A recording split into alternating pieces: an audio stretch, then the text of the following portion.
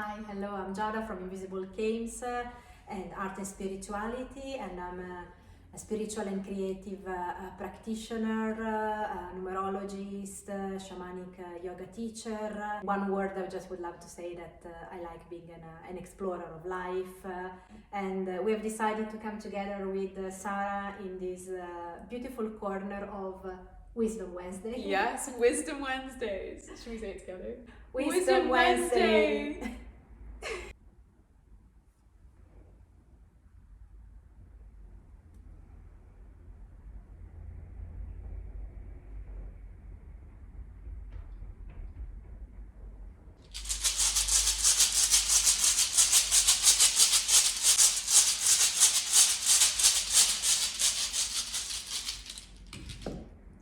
Point of conversation today. Yes, which card will we pick?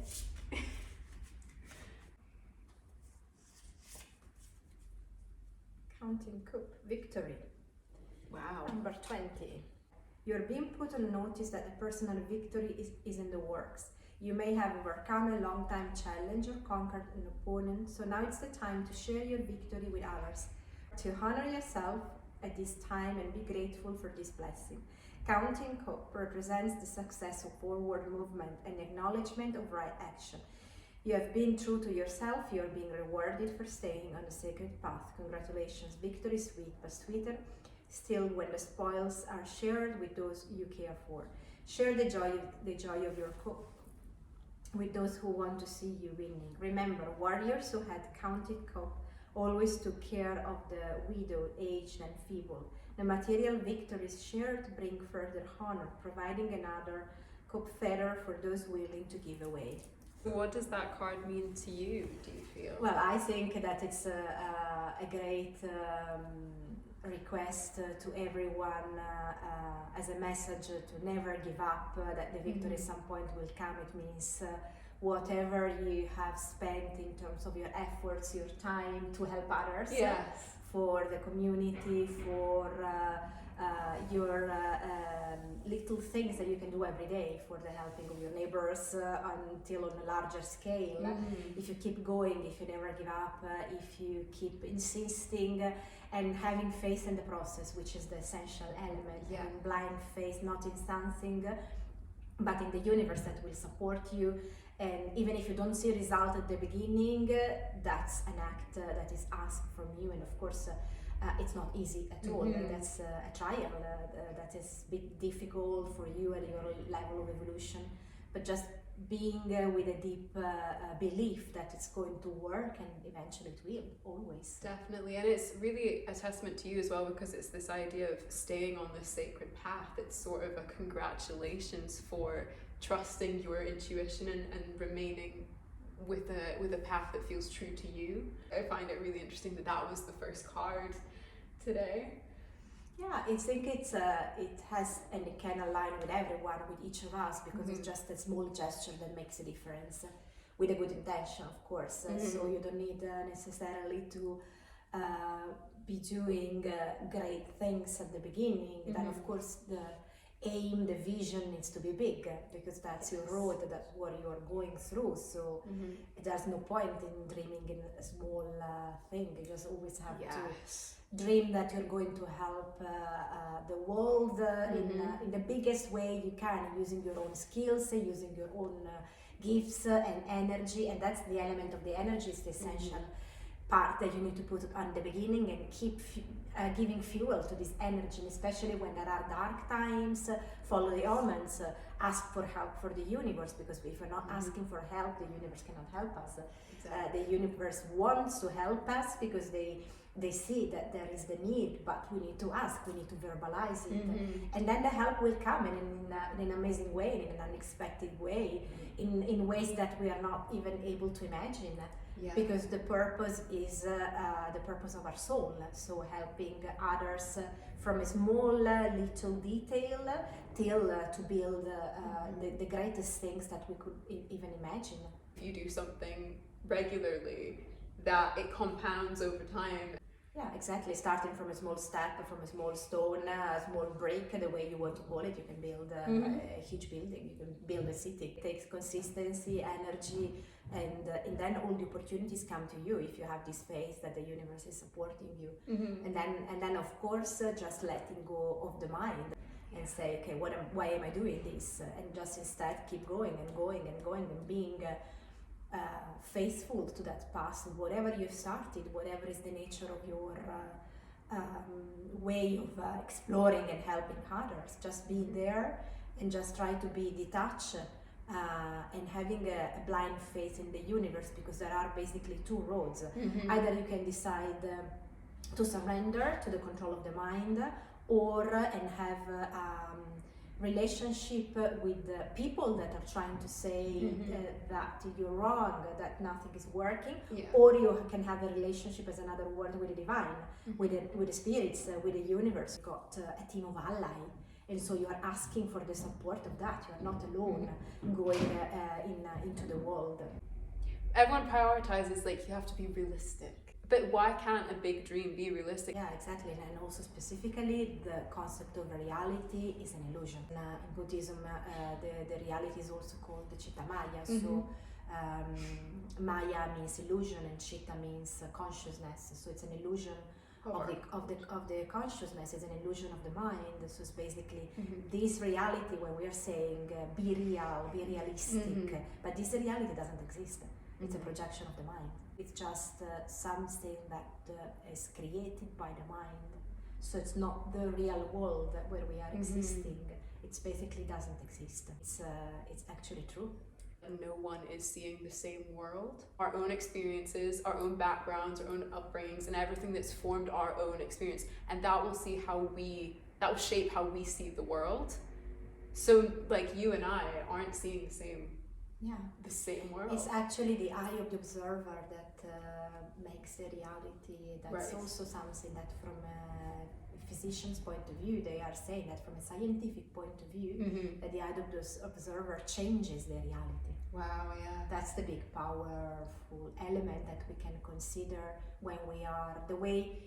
If we think shamanically, this reality or the decision that we are making has already happened. Yeah. So what we can change in the way we face, the way we interact with this reality, the way we interact with each happening that is coming to us, with each decision that we need to make. And that makes a big difference. The way we interact, the way we decide to be on each decision that we need to make. Because the decision in itself, if we consider from a philosophical point of view, so we speak about the mind, or we consider from a psychological point of view and we speak about the ego, the little ego, the little mind cannot decide an event. An event is an interaction of such a complexity, amount of elements that have an influence of how things happen. They can be really the planets, it can be what our ancestors had done, how other people interact, it can be the electromagnetic field, which is of course generated from tree, nature. So it's a huge amount of elements. So our little ego cannot have an effect on something. When we say, I'm going to make a decision and this will change something. No, it's an amount of elements that are working together. When we are making a decision, it's the way we react, the way we basically decide to act upon this decision that can make a difference. So how we approach. Definitely. And so that also comes back to this idea of, like, it's not the event that's the problem, it's how you respond. And you can always control your response. That's the free will. Yeah. That's the free will. So that's the free will. One can control one's reality. Would you say that's true or false? No, it's false, because when you say control, of course it comes from the mind. We can't control anything at all. But the mind gives us the illusion that we can control. The illusion that we have the power, the illusion that we can manifest things. There is nothing that we can control at all. Yeah. So it's only then, as we were saying, it's our response we can control. We can control how we interact with the happening. We can be aligned.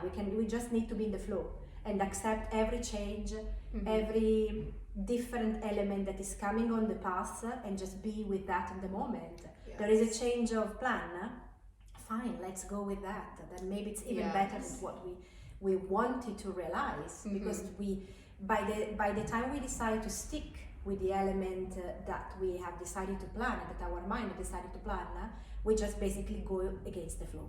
So we are going against the spirit of the event. Yes. And going against a god, basically, because the spirit of the event has a divine power, it can be very harmful for ourselves. How can it be harmful for ourselves? I'm interested to know. And how would that show up in someone's life? The fact that we keep insisting on something that doesn't work, and we just see that it doesn't work on a very easy level, the result is not coming out, and we insist and we insist, and we start in a loop. Why has this thing has not decided to work out? Why are we stuck in this pattern? And so we keep repeating the same pattern again and again and again, and so we start being in a low vibration. Yes. Because we want to see a practical result, instead of saying, okay, so I just need to change my plan, my idea, I just maybe need to put a break, to put a pause, to have a break on that and start something else, instead of saying, no, I want it to finish by the end of this month, I want to deliver this by the end of this month. Yeah. But if for certain reasons the conditions are not right, we just need to be brave enough to accept it, let it go, and just say to the spirit of the event, fine, just do what you want, not what I want. Yes. And then there might be the release of some other conditions, and then the plan works out in the same way. Why is it so important that we have a high vibration within ourselves and within what we do? And what are ways that people can raise that vibration? So if they feel like they've been living in a place where the vibration is very low, how can we kind of make ourselves have a higher vibration? Well, it's different between walking and flying. That's a great way to put it, the difference between walking and flying. Yeah, Fantastic. no, walking is amazing. It's an act that can be a meditative way of proceeding, because walking allows you to be in touch with the ground. It's just a matter of the different perspective that you can see from the sky. You can see the bigger picture when you are in a high vibration. Bird's eye view. Exactly. All the pain, all the grief are in a low vibration. All the negative elements, they are heavy. They are heavy.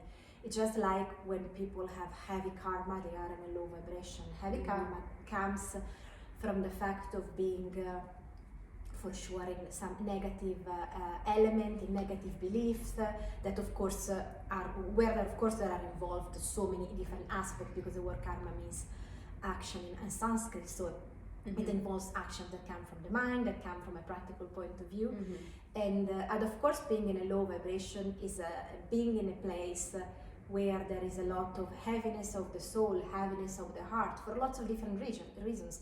Places of low vibration can be, for example, hospital, where there is a lot of pain. Yeah. So not necessarily something negative, something where conditions do not allow our soul to be high and light, because our body is asking for our attention, because there is pain.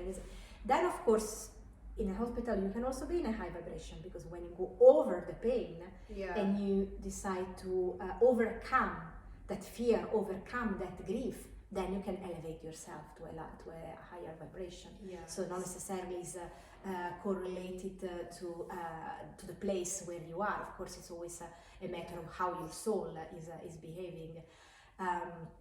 For sure, ways to be in a higher vibration. Ways to be in a higher vibrations are the simplest way of remove the control of the mind, remove the attachment from the mind, try to be as light as possible in the flow and accepting all the different changes. Always see a positive aspect in whatever you are living in your life, instead of just focusing. The focus is going towards where your attention is drawn by your mind.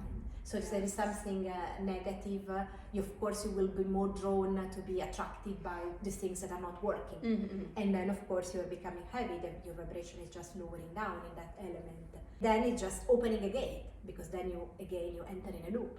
You enter and start to see one negative things, and then you will see more and more and more and more till you're trapped in this cycle that is everlasting in a certain way, and then coming out it becomes difficult. So it's just a matter of as a work that you can do day by day.